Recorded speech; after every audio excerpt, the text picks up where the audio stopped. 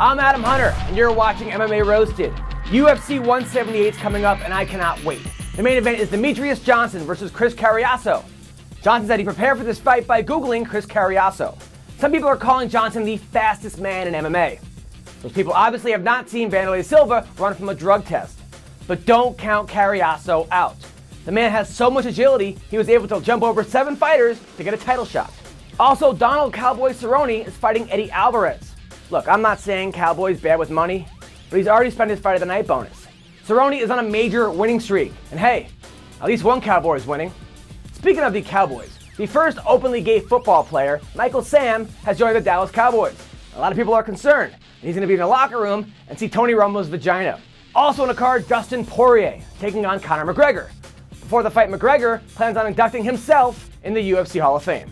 A recent study said that 11% of the world's population is interested in MMA. The other 89% have watched a Tim Kennedy fight. Yes, Tim Kennedy is fighting Yoel Romero, and when Tim Kennedy fights, the ratings always go up. Bellator's ratings. Romero allegedly crapped his pants at a recent fight.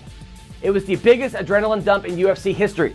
Also on the card is Cat Zingano. This is Cat's first fight back since injuring herself while jumping on a box. Or, as Liz Carmouche calls it, foreplay. And Dominick Cruz is on the card.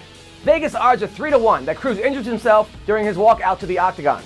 Also on the card is Patrick Cote. Patrick Cote is the toughest dude to come out of Canada since Celine Dion. And now for some MMA news.